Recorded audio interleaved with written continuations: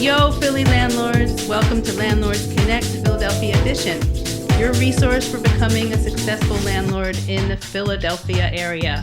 My name is Sheryl Sitman, and I'm your host for talking about all things landlording in the Philly region. That includes Bucks, Montco, Delco, and actually anywhere that has Eagles fans, I guess. First, some housekeeping. Please subscribe to the podcast on your preferred platform and leave a review on Apple Podcasts.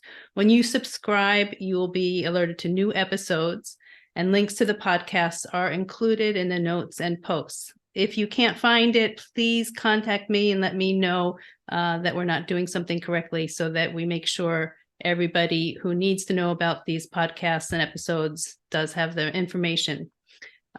Share the podcast and the group link with your friends and colleagues, and please help us to reach more landlords throughout the region. As we grow, we get stronger, and as we have more and more people, we help each other more. The idea for this podcast actually started with a Facebook group called Philadelphia Landlords Connect, and that group is growing every day. We have new members from all different aspects of landlording, big landlords, small landlords, mid-sized landlords, and anybody who owns residential properties in the region should be a part of this, whether you have 1 door, 10 doors, 1,000 doors. We really help each other and really want you to join the group. You can find us on Facebook. Again, it's called Philadelphia Landlords Connect. If you can't find us, please don't hesitate to reach out to me directly. So the topic of today's podcast was actually suggested by this very special guest that we have today. I had a hard time focusing on what I wanted to talk to Ken Weinstein about because this guy does so much and shares so much of his knowledge and abilities with the communities that he's part of. He's single-handedly changing parts of this city. And while most of us may not aim to such large goals and big impact, we can certainly learn a lot from Ken, who himself works with hundreds of small investors and landlords. So Ken and I decided to call this episode Making Lemonades When the City of Philadelphia Gives You Lemons. I have a feeling that talks to a lot of people right now. Let me tell you a little bit about Ken. He's an active entrepreneur and real estate developer in the Philadelphia area. He serves as president of Philly Office Retail, which has received 9 Preservation Alliance Community Awards for its unique adaptive reuse projects. Ken co-founded the Mount Airy Business Improvement District in 2007 and has served as its chair ever since. Mayors Michael Nutter and Jim Kenney appointed Ken to chair the Philadelphia Housing Development Corporation, PHDC. He founded Jumpstart Germantown, Trolley Car Table Tennis Club, and Trolley Car Teachers Fund, and worked as chief of staff to Councilwoman Happy Fernandez before starting and operating 4 restaurants and serving as a director and organizer of the Valley Green Bank. Wow, that's a lot of stuff. But something tells me that even this description is a bit understated. So Ken, without further ado, I'm going to turn this over to you. And I actually want to ask you, rather than talking a lot about how you ended up here, I want to talk a bit more about what you're doing today. Cool. Well, thank you, Sheryl, for having me. And needless to say, I'm a big admirer of what you've done with this new Facebook page and how well it's been received and how much information has been distributed because of the page that you have found. So thank you for doing that. And these podcasts are equally impressive, even though you've just gotten started with them. I appreciate that. Yeah, but thank you for that nice introduction. And I do wear quite a few hats. And part of what I love about what I do is I get to pick and choose my projects, and I never feel like I need to take anything on that I don't want to do. So that has led to opening the only full-time table tennis club in our region, starting a community-oriented bank, Valley Green Bank, which we have since sold to Univest, and projects like Jumpstart Germantown, which is just taken off beyond my wildest expectations.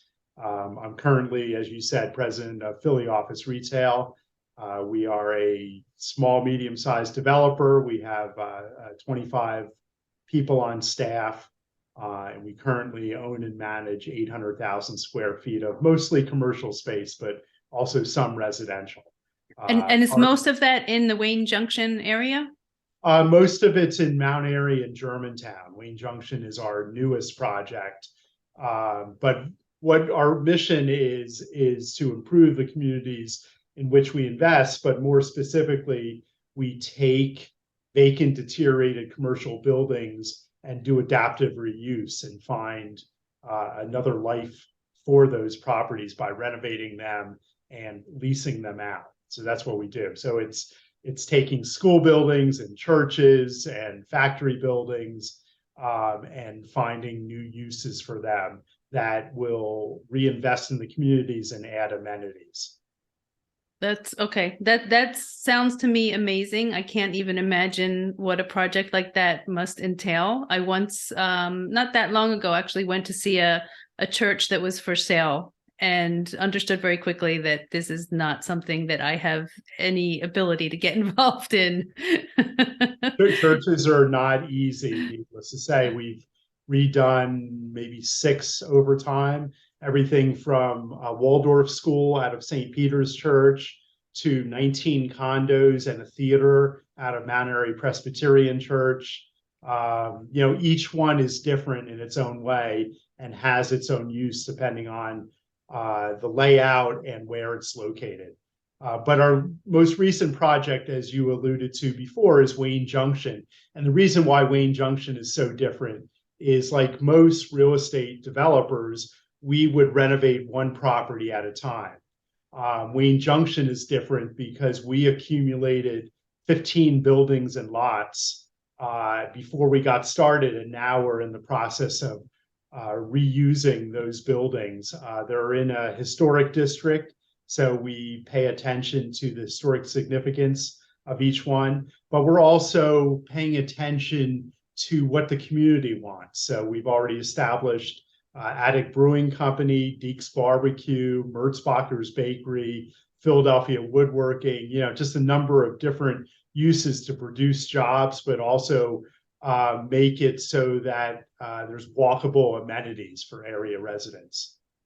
So and I think that the important thing, the takeaway there is just how crucial people like you and developers play a role for, very obviously in the future of the city and making it a better place and keeping it moving forward, and that there's so much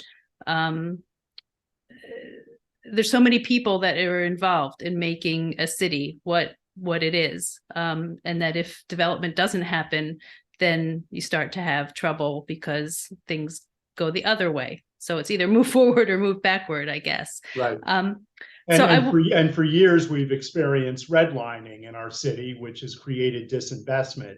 And I'm really glad that a couple decades ago, we started to turn that around to where we are now.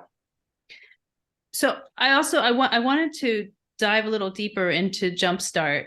And from what I understand, it started out as Jumpstart Germantown. It's gone into some other areas of Philadelphia and even gone outside of the city and outside of the state. So this is a really successful concept that you've developed. Can you, and I think it's it's in line with what a lot of our listeners are about, small landlords trying to build wealth, to make an impact on their communities. Can you talk a little bit more about what Jumpstart is really about? Yeah, we started Jumpstart 7 years ago, and what happened was a lot of people would come to me, probably similar to what you face, where people say, "Hey, I love what you do. I would like to do the same thing. Tell me how you got there." And I would spend an hour with people, and an hour with people doesn't really help them. So instead, I started to say no to folks who wanted to sit down one-on-one, and instead put together a training program, a curriculum of 16 hours that could start to show them how to get into real estate development. So people graduate from our training program. We then assign them a mentor We also have a developers network that runs Jumpinars, that runs quarterly events where we have guest speakers. And then last but not least, we offer them loans to get started, because I can train up folks all day. But as we know, a lot of banks will not lend to newbie developers. So we decided early on that training and mentoring wasn't enough if we're not going to also loan them money. And like I said, it's been a wild success so far, beyond my expectations. We have already graduated more than 2,500 people through our 15 Jumpstart programs around the country, and we've loaned them more than $40 million to help them get started. And are they mostly buy and hold, or are these flippers, or is it a combination of both? Definitely a combination. I mean, one of the things I recommend in our training program is that if you can handle it, buy and rehab and hold is a better way to go, because you make an annual return on investment rather than a one-time investment. But in reality is that not everyone can afford to do buy and holds. So people who graduate from Jumpstart end up doing some of both. Okay.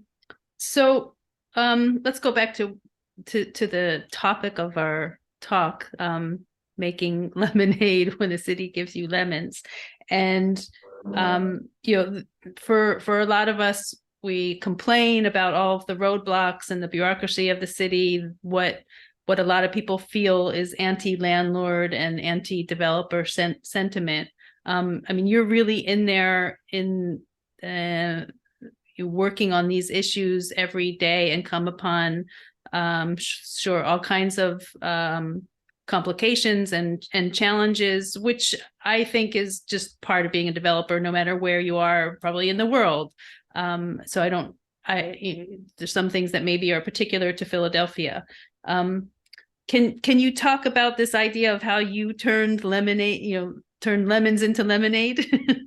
Yeah. Firstly, and you mentioned it as part of my intro, I was chief of staff to City Councilwoman Happy Fernandez for several years in the early 90s. Before that, I ran political campaigns. So I have that organizing side to me.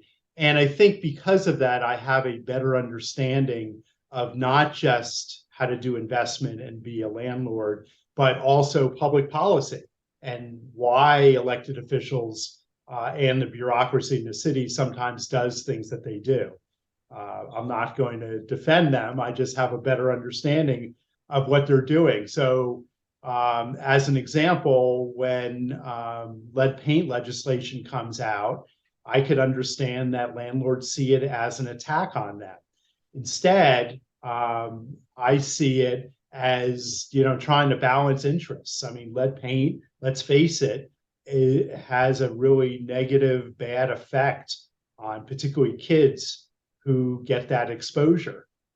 So it's up to elected officials to figure out what they should be doing about it. And for right or for wrong, they have attempted to figure that out.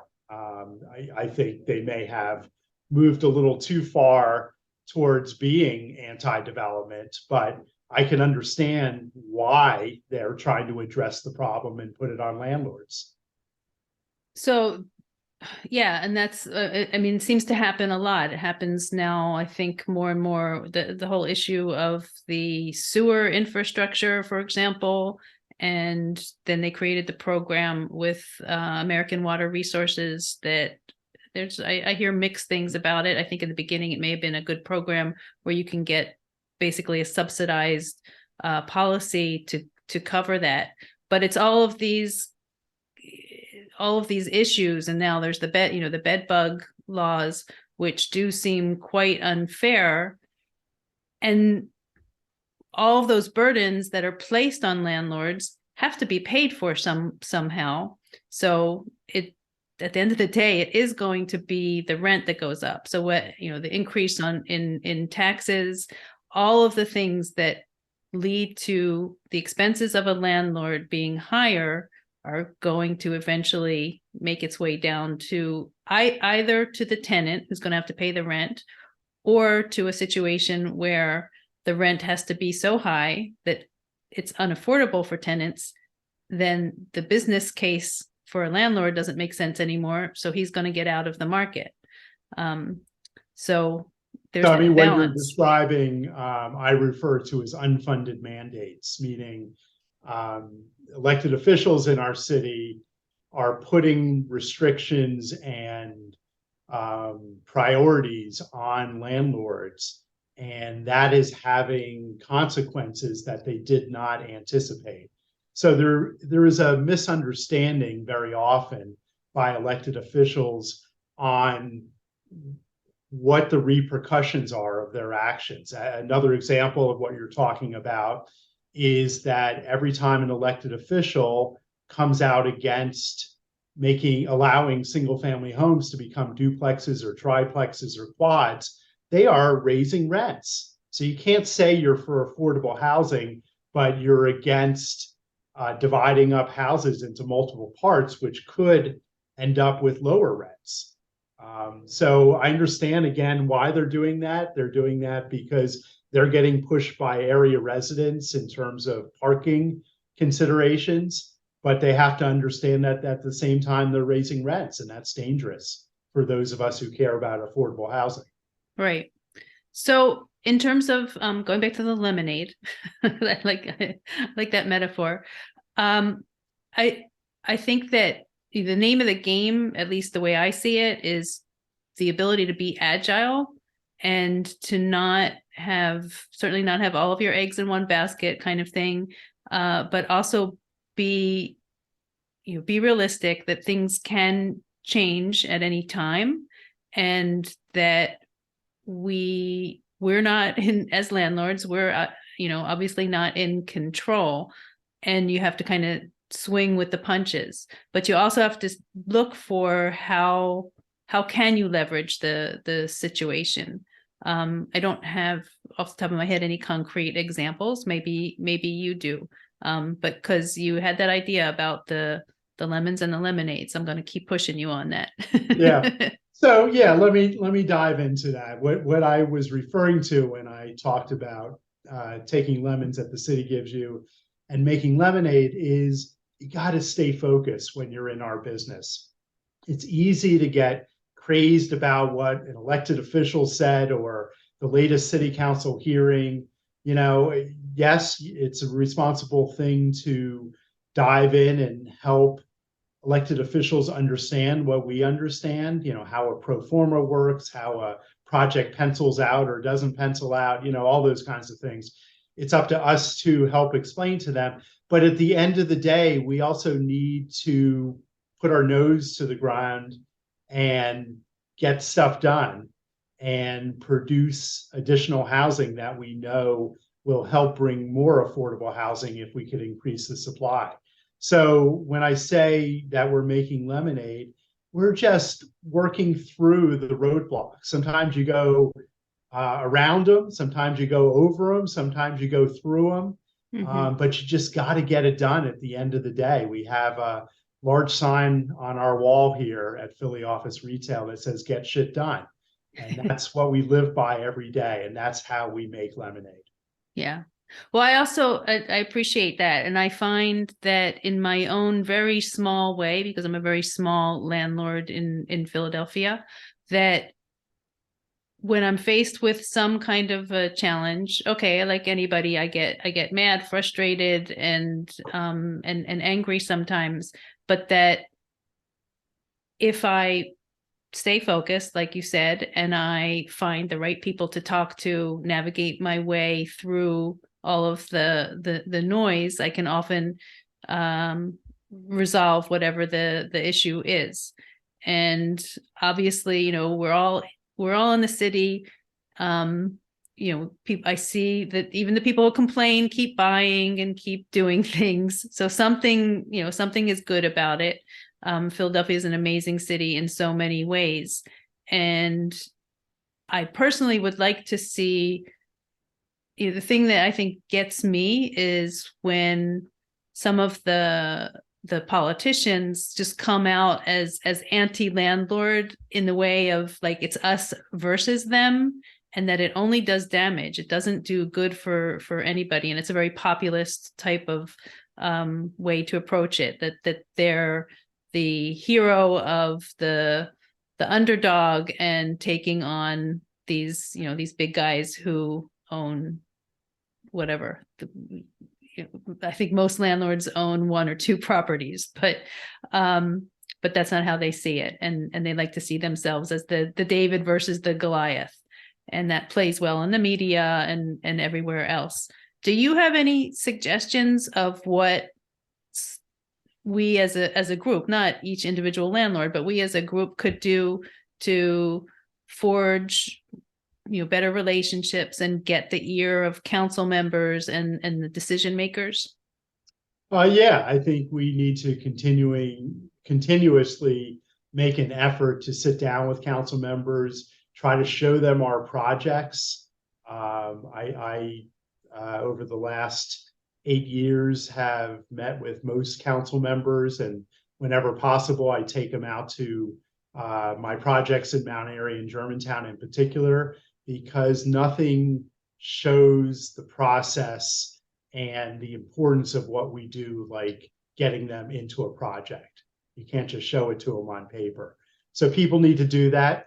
I would say another thing we try to do through Jumpstart Germantown that other folks can also do is by diversifying who is involved with real estate development. For us, 90% of our graduates are women or people of color who have been grossly underrepresented in real estate development over the years. And if we can continue to diversify the industry, then those folks will be closer to council members and mayors going forward, and will have their ears. I think as long as the city council and the mayor see the real estate industry as mostly white and male, they won't respect it as much as if it were diversified. So I think that should be a priority for us. That's a great point. So where do you think the future of Philly is going? Like where do you see the city in the next year, in the next 5 years? I know that you're optimistic. Yeah, I am an optimist. That's who I am by nature. And I'll get my crystal ball out for a sec. But, there's going to be temporary setbacks because of interest rates, because of supply chain issues, because of the increase in construction costs. And we here at Philly Office Retail, for example, are putting a pause on some of our projects because of that. But that being said, I'm not pausing because of anything that city council or our mayor are doing. I'm putting a pause because it's part of the economy that we live with. And we know it's short term. The interest rates will come back down. Supply chain issues will be dealt with, and demand for labor will be reduced. And right. So we're looking forward to the costs coming down so that we can go full steam ahead again. Yeah, and those are nationwide issues that you're talking about. Yeah, absolutely. As well, nothing specific to Philadelphia here. So right. Our city will continue to grow. It was very exciting during Michael Nutter's administration when we actually turned the corner, and instead of losing population every year, we started gaining population every year. That was key for us, and that was partly due to small investors like the ones that you represent and that we're training up. So I believe we're going to continue to grow. I believe that, again, there's setbacks on retail tenants, but I think that will change over time also. And we just have to keep pushing forward. Okay. Well, that is optimistic. I think that I agree. I get worried a little bit about the politics and what's coming, and I think that landlords should, especially the ones who live in the city, should make sure that they're getting out there and pushing whoever they think is the right person. I don't know who that is. Yeah, my biggest, I share that concern. And I would say my biggest concern right now is who is our next mayor, because we've had a string of pro-growth, pro-development mayors, pro-smart development mayors. And if our next mayor is not like-minded, we will disinvest and that will not be a good thing for our city. So I'm very hopeful. I don't believe that a majority of council will end up as pro-disinvestment. But if we get the wrong mayor in, it could change our city very quickly and not a positive way. Right, right. A funny question I actually wanted to ask you was, do you think that things like the Eagles going to the Super Bowl, and actually when this comes out, we'll already know if they won or not, and so let's cross our fingers. But do things like that have an impact? Does it change? Does it bring more investment, more interest in the city? Yeah, absolutely. We're on a high right now, and Philly can do no wrong. It's been a great sports year for us, obviously, between soccer, baseball, and football, and basketball.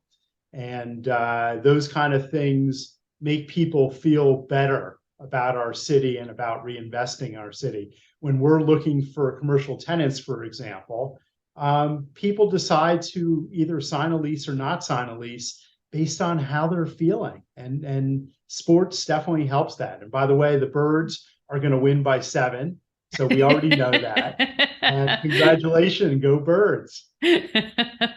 Well, let's see what happens when this comes out. And if you were right, I hope so. You heard it here first. So, Ken, I really appreciate your time and your insights and all that you are doing personally for the city and to bring it forward. Can you tell us how people can get in touch with you, how to join the Jumpstart program? Because some people might be interested in that. Great. Yeah, I'm always reachable by email at ken@phillyofficeretail.com. And anyone interested in joining either the Jumpstart Germantown training program or Developers Network or loan program can go to jumpstartphilly.com or jumpstartgermantown.com.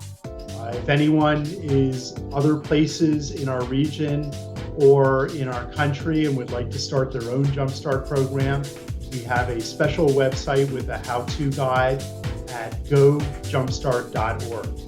Wow, impressive. Okay, so we'll include that in the show notes. Again, thank you, Ken. And I want to remind the audience, please join us in the Facebook group at Philadelphia Landlords Connect and listen to the podcast, subscribe to the podcast, leave us a